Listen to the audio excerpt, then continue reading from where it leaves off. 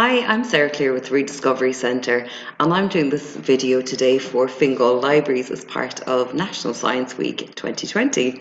So this video is all about science and some science investigations. So first of all, we're going to talk a little bit about what science is, why it's important, and then I'm going to show you some very cool science investigations you can do in your classroom. So Fingal Libraries is presenting this science workshop today that's going to be delivered by ourselves at the Rediscovery Centre. So it's very kindly funded by Fingal Libraries and Fingal County Council. So first of all, we're just going to have a little think. What do you guys think science is? So in your pod groups, get together, have a little chat with your classmates and think about what do you think science is? What words come into your head when you hear of science? Or what kind of things do you think about with science? So science is a process or way of thinking that helps us understand how things are the way they are or what things are made of. So with the scientific process or science thinking, it's like this. We make an observation, so we look at something. Then we ask a question about it. What made that thing happen? Then we make our hypothesis. I think that was caused by. Then we'll do an experiment to see if what we thought was correct or not. After our experiment, we're going to draw conclusions. So we're going to find out exactly, was what we thought correct, not correct, was it something different? And then it's all about recording and reporting your results. That's a really, really important part of science as well. So making an observation, asking a question, making a hypothesis, so thinking about what might be causing that, doing your experiments, drawing conclusions and reporting your results. And this way of thinking really helps us to figure out in a very organized and easy to understand way exactly how things are.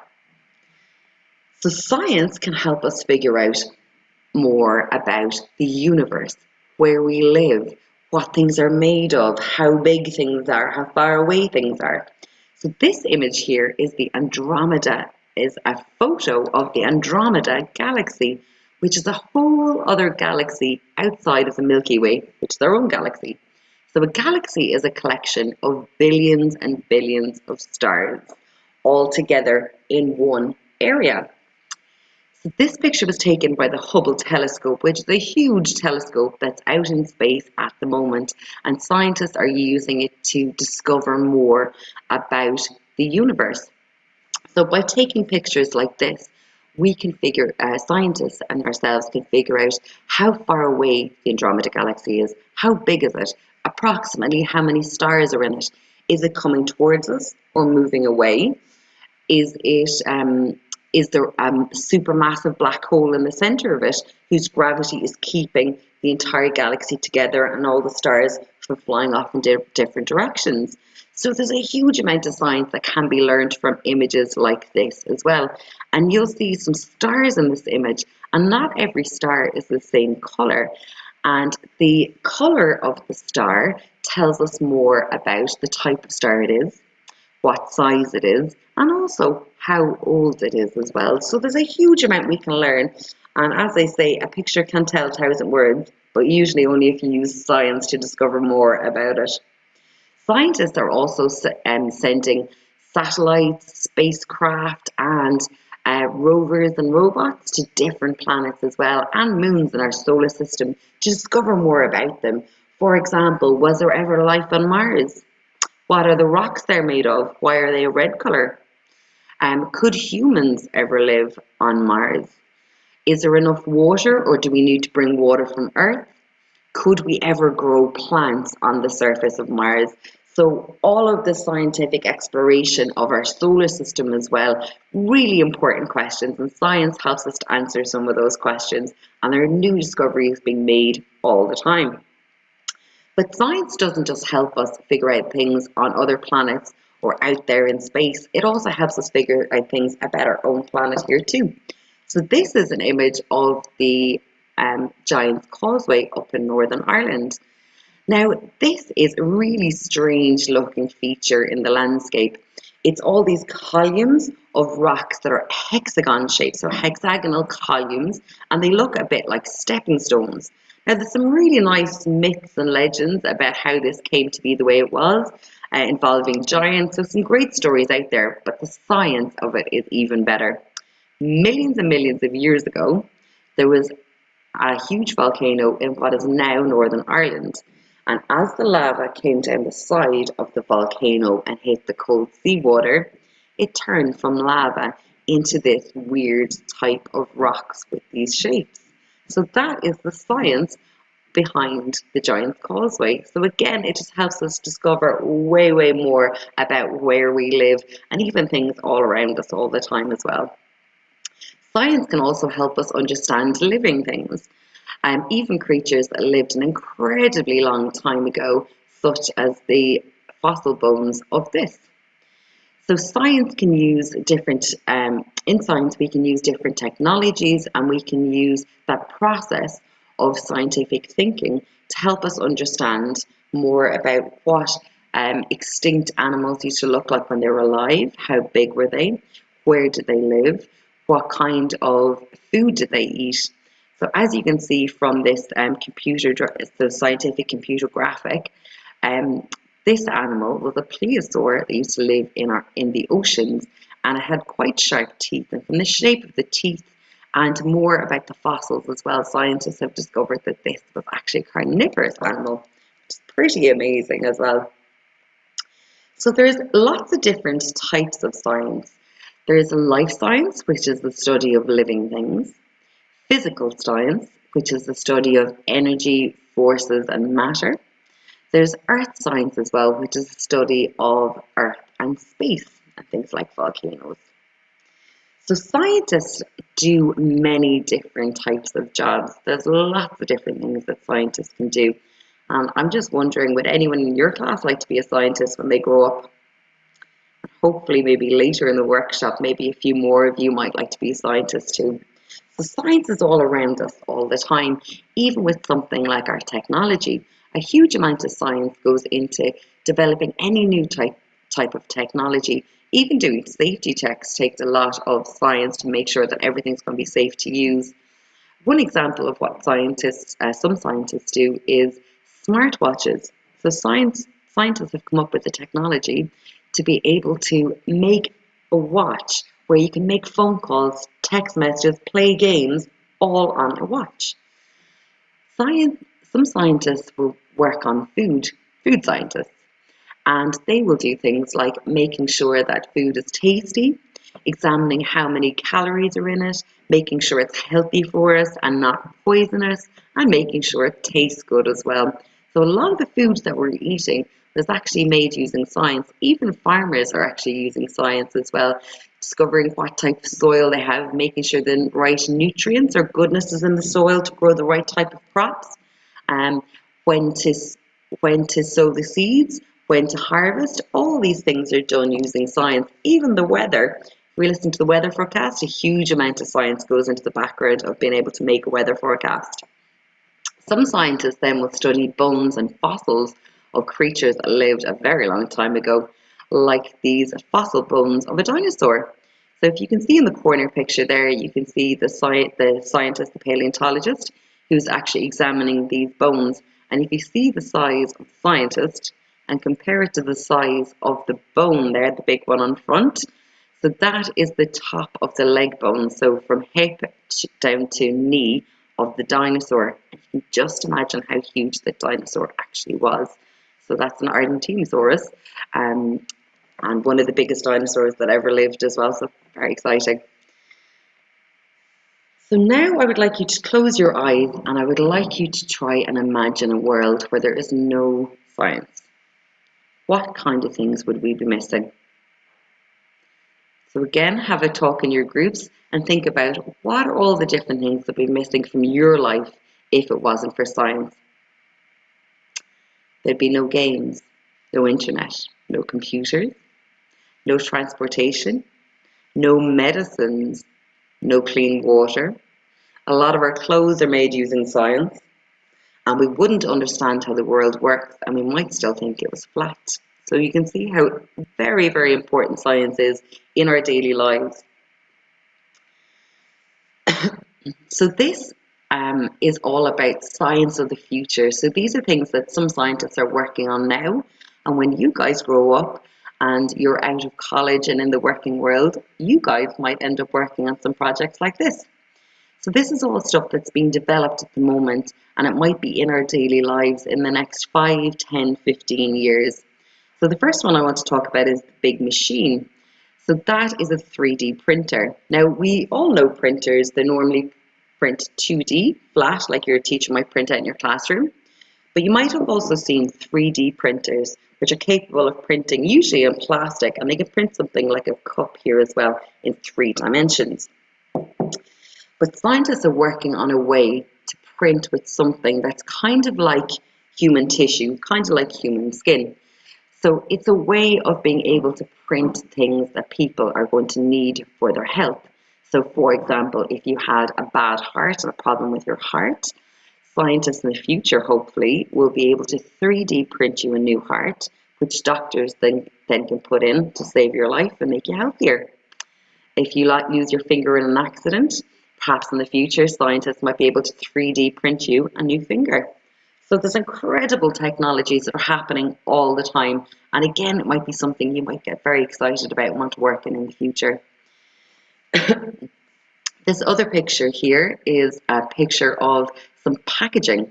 Now, oftentimes in our lives, we actually create a huge amount of waste from food packaging. So, for example, if you have a juice box, you open it, you drink it within 5 or 10 minutes, and then you're throwing away the carton, which causes huge problems for the environment. So scientists are trying to come up with new ways to prevent all this waste and packaging waste from going into landfill or being incinerated, which is dumped as well. So this is one of the things that they're working on at the moment, a new type of packaging.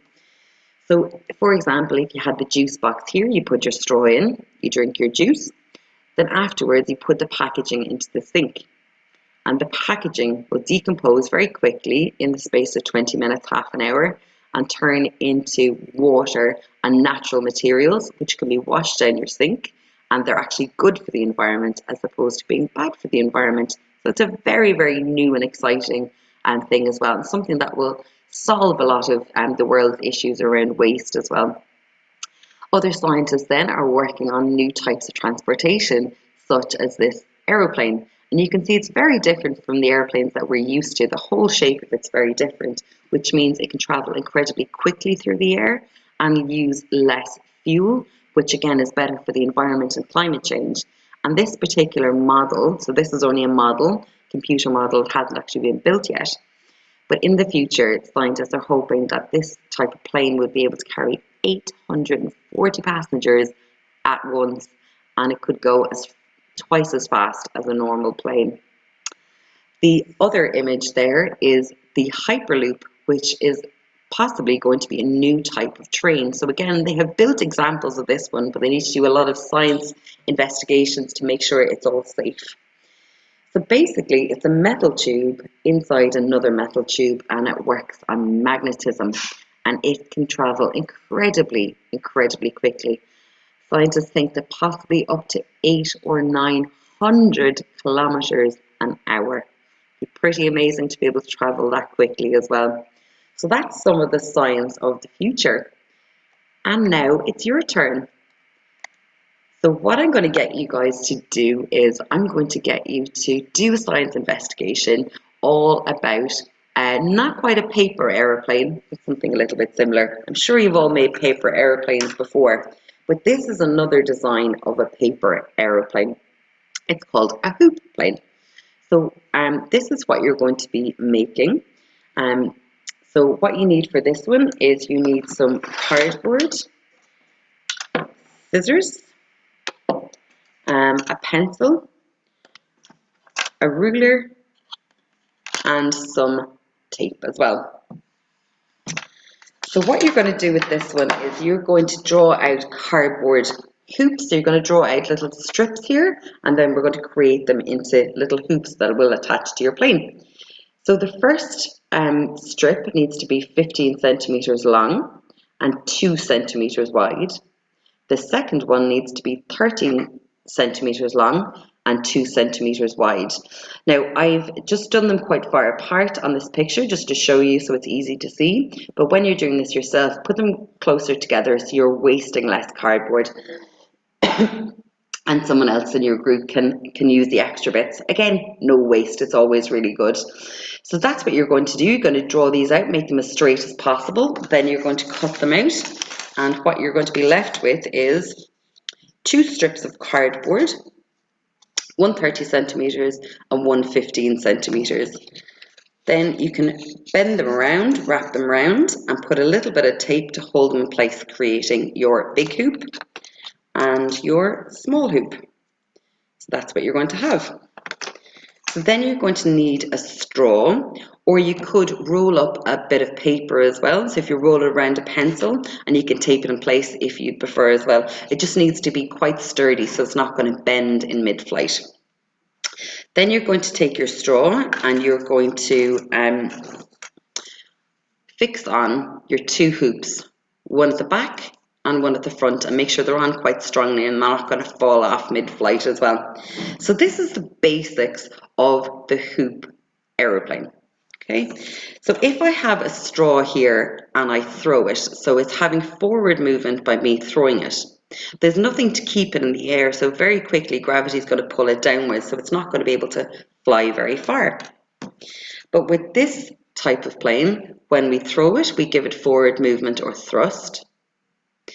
Then these 2 hoops here, as they go through the air, they cause air currents as well, which create lifts and allows the plane to actually fly very far and very fast, and hopefully with a lot of accuracy. So once you understand how to build the first model, you can add your own design elements to the hoop aeroplane as well.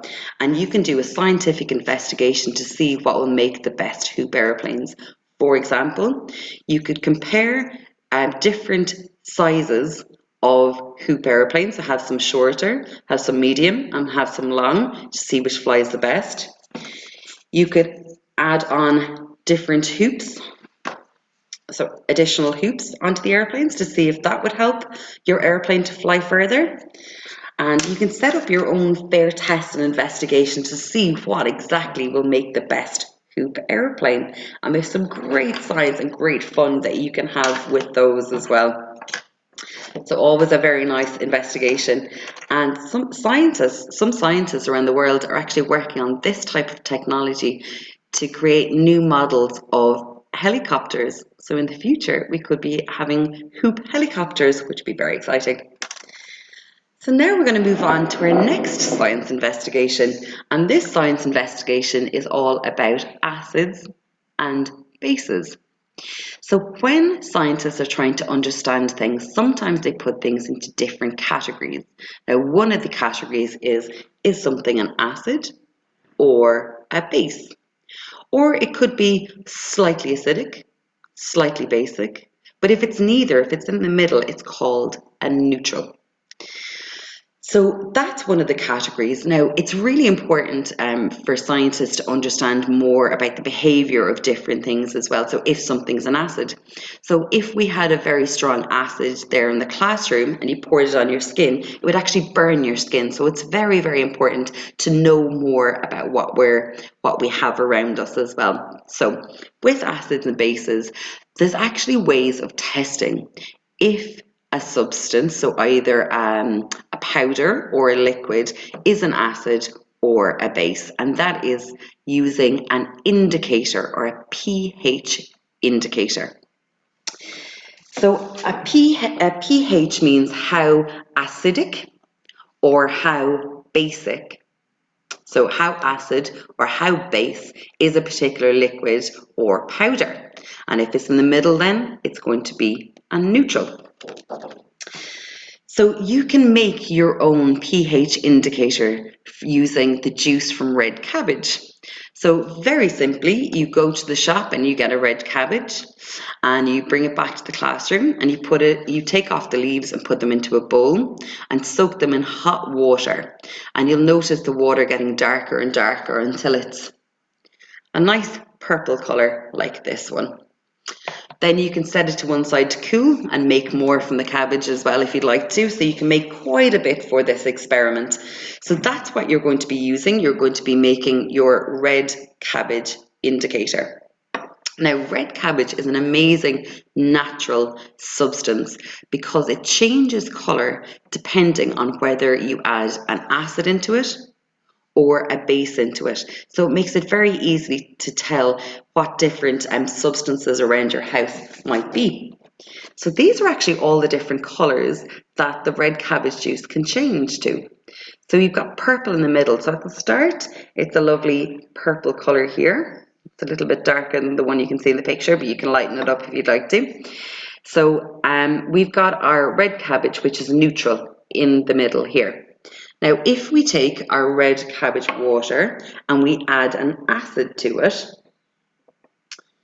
it turns into this colour. It goes more towards pink and red. And then we know that it is quite a strong acid. But if we add a base into our red cabbage water, it will go a lovely green colour. And we can use this pH scale to figure out whether what we added is acidic or basic, or if it's in the middle and a neutral. So what you can do in the classroom is get a couple of little plastic cups. You can pour out all your red cabbage water and test different things that you might have around your classroom or at home as well. So things like toothpaste, vinegar, lemon juice, washing up liquid, soda crystals, really anything that you can find around the house. But just make sure to check with a grown-up, so either your parents or your teacher, to make sure that what you're testing is safe, because you don't want to harm yourself. So you need to test things that are safe. Maybe you could even try sugar, salt, flour, all those different things, and find out if they are an acid, a base, or a neutral. Don't forget to do your predictions first and then write down your results. And the other amazing thing about having acids, bases, and neutrals is if you add an acid into a base, you can get it to change colour again. So you can do lots of experiments in terms of changing the colour of your indicator. So lots of great science you can do with that as well. Another great science investigation you can do is try adding an acid to a base and see what happens there, and see if you can discover more about what happens when those two react together. So that is the end of the science video, and thank you very much to Fingal Libraries for funding this workshop. I hope you've enjoyed it, and I hope you really enjoyed the science. Thank you.